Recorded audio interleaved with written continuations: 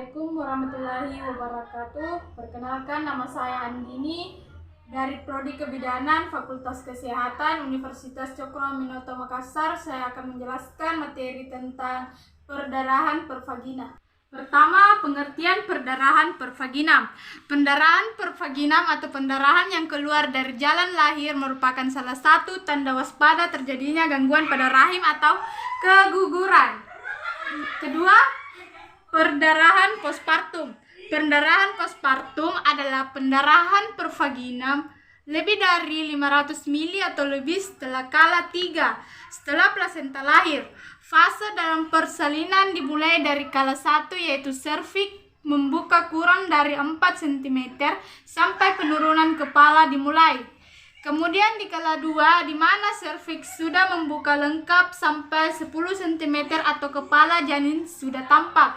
Kemudian dilanjutkan dengan kala 3, persalinan yang dimulai dengan lahirnya bayi dan berakhir dengan pengeluaran plasenta. Pendarahan postpartum setelah kala 3 persalinan selesai. Ketiga, saya akan menjelaskan jenis pendarahan.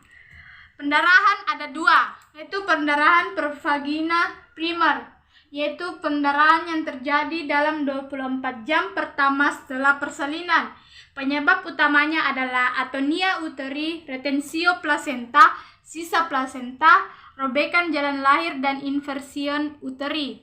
Kedua, pendarahan pervagina sekunder adalah pendarahan yang terjadi antara 24 jam sampai 12 minggu setelah persalinan, disebabkan oleh infeksi penyusutan rahim yang tidak baik atau sisa plasenta yang tertinggal. Keempat, pendarahan postpartum disebabkan oleh gangguan.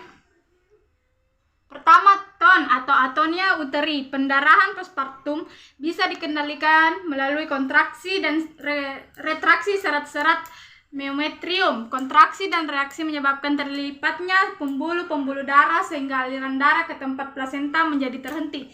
Seperti gambar di sini. Kedua, stroma dan laserasi. Pendarahan yang cukup banyak dapat terjadi karena robekan pada saat proses persalinan, baik normal maupun dengan tindakan, sehingga inspeksi harus selalu dilakukan sesudah proses persalinan selesai, sehingga sumber pendarahan dapat dikendalikan. Ini contoh robekan tingkat 1. Ini tingkat 2. Dan ini tingkat 3, dan ini tingkat keempat robekan yang akan terjadi. Ketiga, tisue retensio atau retensio plasenta.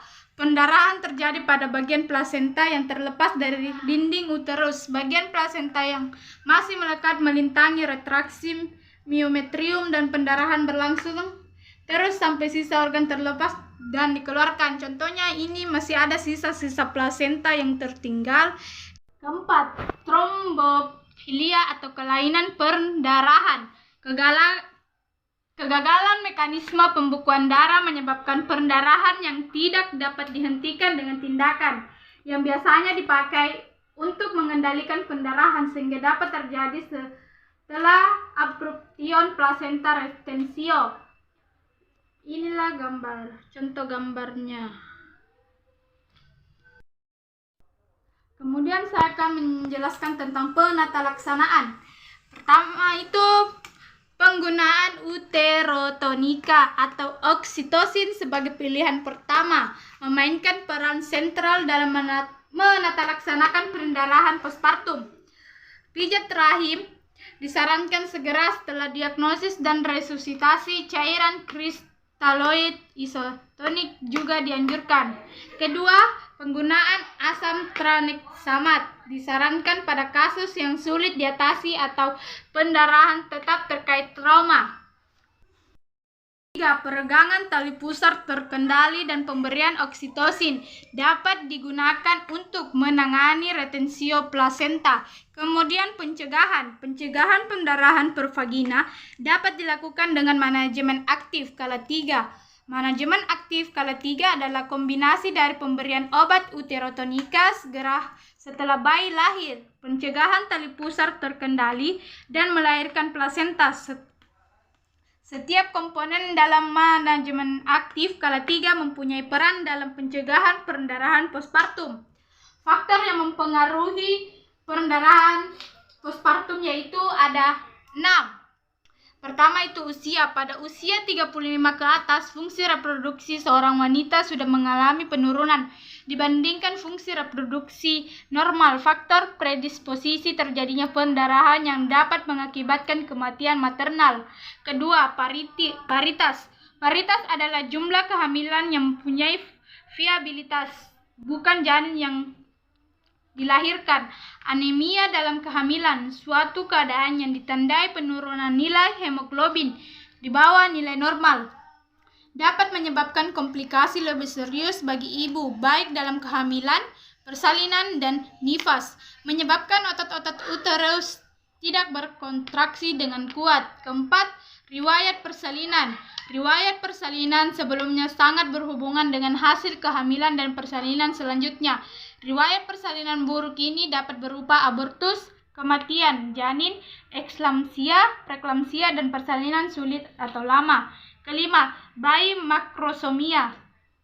Bayi yang beratnya lebih dari 4.000 gram atau 4 kilo yang mengakibatkan kesukaran yang ditimbulkan dalam persalinan adalah karena besarnya kepala atau bahu bayi karena regangan dinding rahim dapat menimbulkan inertia. 6. Kehamilan ganda menyebabkan uterus terlalu meregang dengan overdistensi dapat menyebabkan uterus atonik atau perdarahan yang berasal dari letak plasenta akibat ketidakmampuan uterus berkontraksi dengan baik. Dari materi yang saya bawakan, wabillahi taufiq wal hidayah, wassalamualaikum warahmatullahi wabarakatuh.